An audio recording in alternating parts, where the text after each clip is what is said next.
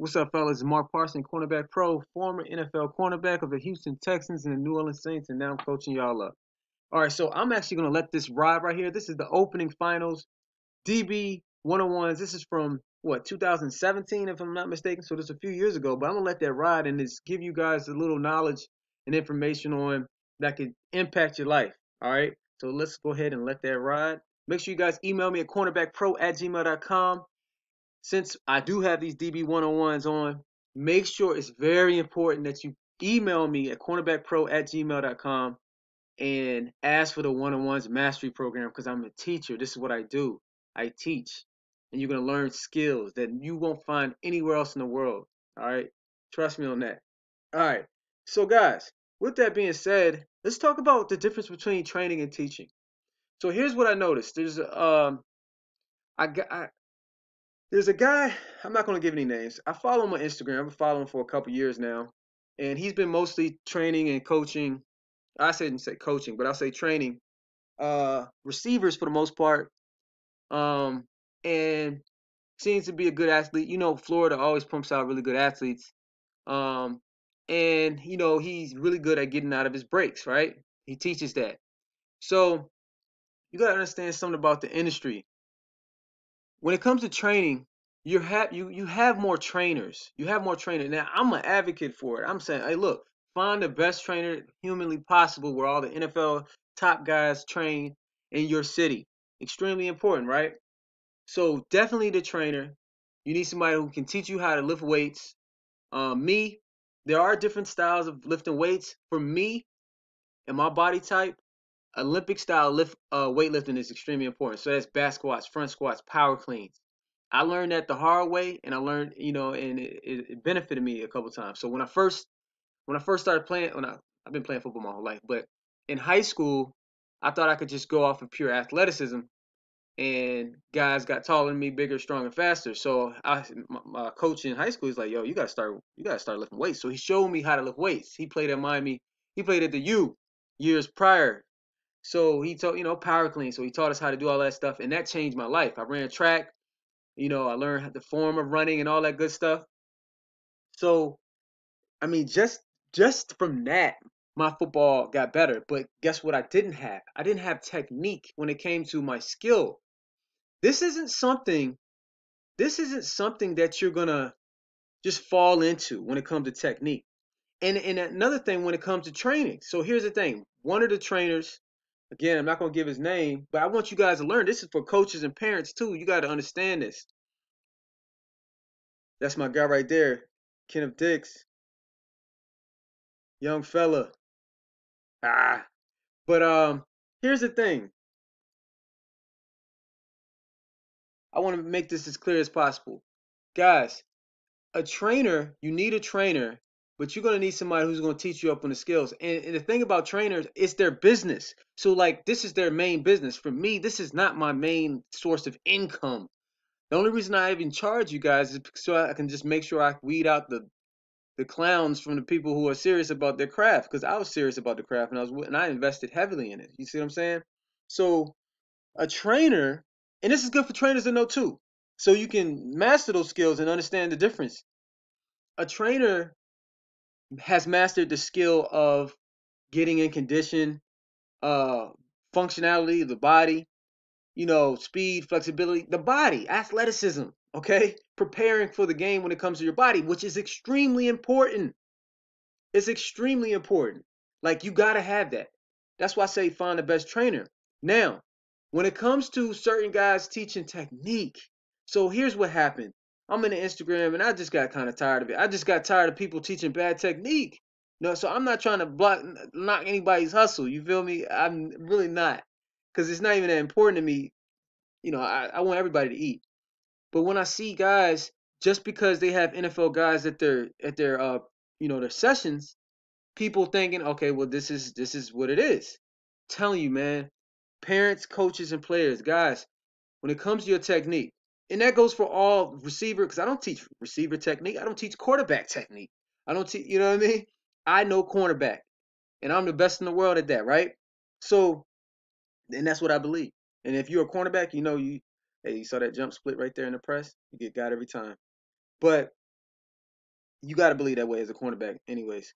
But when I see trainers giving misinformation, man, that really irks me at least at the cornerback level. You see what I'm saying? So one of the things the gentleman was saying, he's a trainer and he's popular as well. Um, he was saying, hey, when you're pressed, you're not supposed to look at the waist. He was saying, you know, your eyes gonna naturally come up. Yo, I'm telling you right now, if your eyes, when I'm training my guys, any guys who train with me in person and learn from me when I teach, we I emphasize eyes glued on the waist. Okay, and it works. It's the only way to work. If your eyes rise up, you are got. Okay, I'm not telling you something I heard. I'm telling you something I know. I played against the best. I've been coached and taught by literally the best. Okay, as in Deion Sanders. I had some of the best coaches ever. Okay, and then the way my mind works, this is what I analyze constantly. So what I'm saying is, he's telling his guys that your eyes are gonna naturally rise up. I'm telling my guys, don't let it happen. All right, eyes, feet, hands. Eyes are the most important first thing, right? So he's telling this information. Then he mentions, and this is all in his comment section. And I'm trying to help him out. I'm trying to, like I said, I ain't here to knock nobody. I want everybody to eat. But I'm like, okay, also, I recommend alternating strike instead of striking with two hands. He brings up, oh, what about the reroute? Yeah, but we're not talking about that right now. I get it. But we're talking about press man. This is something that I've learned and experienced myself. But Deion Sanders taught me this. When you shoot two hands in the press, when you strike with two hands, you lock your hips. Okay, all right. You lock your hips straight up. It's harder for you to when it's time to turn and run or shuffle laterally. It's just difficult. So what we teach is alternating strikes. Look, when you work with me, you'll be like, oh, I get it. I totally understand. So those are simple things. He's giving the wrong information to guys, and guys are taking it because they said, well, hey, I see this guy train with him. Hey, look, there's a difference between trainers and the difference between teachers. You guys have to think like a professional at this point. So I don't care how old you are, you got to think like a professional at this point. So you have to do your due diligence and research and experience. Another thing, and one of my best friends, and he's a coach. We go at it a little bit, and I understand. Like we talk about just because a coach hasn't played the game. So there's some coaches that's never played football before, right? Or that position. You know what? You're right. You don't have to necessarily have experienced the game per se physically to to be a master coach. I don't know if Kyle Shanahan, so look up Kyle Shanahan. I don't know, he probably played in high school, but Kyle Shanahan has literally been groomed and bred uh for football. Remember Kyle Shanahan, who was my OC in Houston, um for the Texans. Kyle Shanahan, his dad is was it Mike Shanahan, right? Yeah, Mike. I mean, he's been involved in football. He knows schemes, all that good stuff. So, and then that's why he's OC and now he's a head coach, you know. But I will say this, and shoot, DA Dennis Allen was our DB coach for in New Orleans, and now he ended up he's a DC in New Orleans now. He was a head coach, but he was all again he was more so scheme. So we learned more from guys like Darren Sharper, Jabari Greer. Like we had a veteran core. If that makes sense. Let me start this over. So schemes different, I get it. But when it comes to DB coach or DB teacher, DB trainer, whatever you want to call it, man, it's only one way to really know how to teach it per se. That's to have the technique and knowledge and philosophy that works. I'm not saying that there's only one way that works, but you gotta have at least lined up on one-on-one in somebody so you can see. It's like you gotta experience it.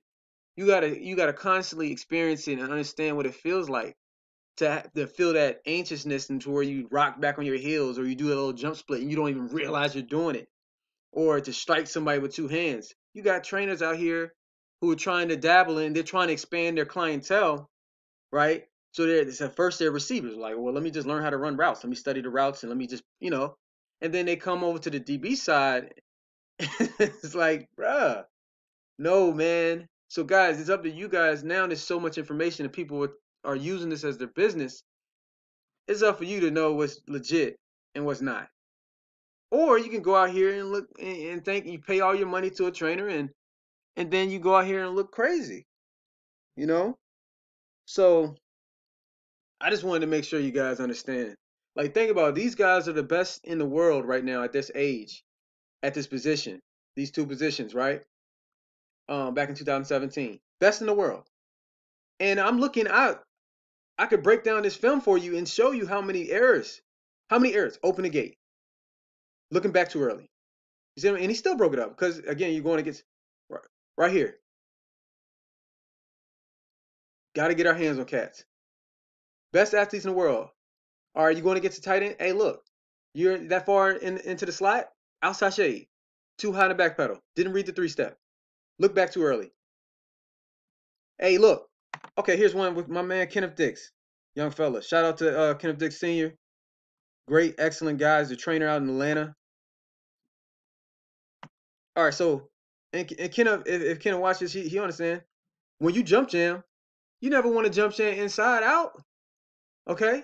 If anything, you want to jump jam inside. I mean outside in. You want to jump outside in. So that angle you're gonna be slightly outside shade. Why? Because if you do it in a game, if you were to miss, at least you got middle safety help most likely if you're in free man free. But if you do this and you miss, he's all by himself and it's a harder chase for the safety. Okay, let's see what he does with his feet. Let's see if his feet come back to balance. Dude, I do this in my sleep and I want you guys to get to this level. I want to teach as many people to get to this level where they can feel it and they can see it. You have to have played it, experienced it, and watch it all day. All right, you saw that? Let me make sure I just want you to see. You got to find a guy who can do this for you guys. No matter what we do, learn it from prime time Deion Sanders, and it works, and I perfected teaching it, okay? Anybody who's trained with me will see this. When you do a jump, no, actually, anything you do, it always comes back to balance. So if I'm aggressive in my technique, feet have to come back to balance. If I am more passive in my technique, feet have to come back to balance. So outside in, feet come back to balance, and what happens is you can shuffle better. But if you do this and your feet aren't back to balance, what happens is, boom. Now, he got hands on him, so he slowed him down, he's run with him, but it's dangerous. Because if he would have missed, it's over. Okay? So it's something that you have to then squeeze. Squeeze, squeeze, squeeze. He's gonna push you off every time. So that was that play earlier. So the point of this video is make sure you do your due diligence on your guy. Coaches, trainers, teachers, whoever, athletes. Make sure the guys, I mean, because look, there's more guys who can train now. I mean, it's not rocket science. You get bigger, faster, stronger, you know, right? You lift weights. There, I mean, obviously you can get better, but man, it's simple stuff. But when it comes to the teaching mode of the technique for your skill, I don't teach anything else per se other than cornerback. Now I dabble in safety. I play a little safety and definitely nickel, but corners can actually go. That's a defensive back again. So I don't claim to teach quarterback or linebacker or receiver, running back. Well, I did play running back, but high school. But cornerback, I know that. So just be mindful of guys just trying to expand their clientele to get more bread. And I get it. Not anybody's bread, but yo, make sure this is your life. You got a short window to make it. Make sure you got the right information. Make sure you have the right information. Guys, it's 2020. This corona situation is crazy. Make sure that you guys are hustling at home because when it gets back up and running, they're not going to wait on you. They're not going to wait on you. You got to be in shape. You got to be the best shape in the world. Strong, fast, flexible. Your technique. Watch film. Go through my channel. Watch everything. If you play DB, you play cornerback. Watch everything. If you're smart, if you're a smart receiver, you'll watch it too. So you can learn the enemy. All right, fellas, email me at cornerbackpro@gmail.com. Get better every day. One-on-ones mastery program, and let's get it.